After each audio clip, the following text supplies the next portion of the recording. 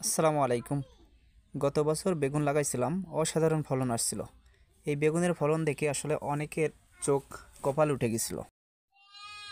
তাই নিজেরই আশা ছিল যে গত বছর লাগাইছিলাম এবারেও লাগাইতে হবে। যেই কথা সেই কাজ, আবার চারা দিলাম। চারা দিয়ে চারাটা রেডি হয়েছে, এখন ভাবতেছি যে কোথায় লাগাবো, লাগানোর সেইভাবে জমি নাই।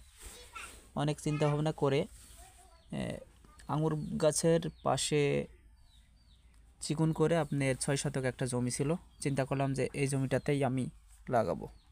গতকাল বিকালে ডিসিশন নিলাম যে ওই জমিতেই বেগুন লাগাইতে হবে। তাই সকাল থেকে শুরু করছি বেড করার কাজে। বেড করতেছি, করতে করতে এক চাচা চলে আসলো। সে আমার বেগুন লাগানো দেখে আসলে বেগুন লাগাইতে চায়। চাচা আসার পরে সে আসলে মালচিং পাড়তে চায়। হ্যাঁ, এখন আমার যেহেতু আঙুর বানে নিচে মালচিং পেপার ছিল, সেহেতু চাচার বললাম ঠিক আছে, খালি এখান থেকে যে কয় পিস লাগে সুন্দর করে উঠাই নাও।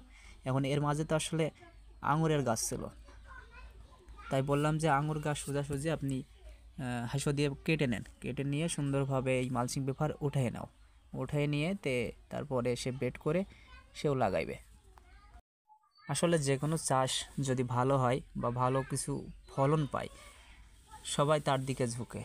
হ্যাঁ, ভালো কিছু পাইলে আসলে এরকমই, যে কোনো চাষের ক্ষেত্রে যখন ভালো হয় এক প্রত্যেকটা মানুষ তখন সেই চাষের দিকে যায়। গত বছর বেগুন ভালো হয়েছিল, তাই এবার বেগুনের দিকে সবাই আকৃষ্ট হচ্ছে। এই চাষা আসলে খুব বুদ্ধিমান। হ্যাঁ, চাষা বুদ্ধিমানের কারণে আসলে সবসময় কিভাবে শর্টে হবে সেই কাজ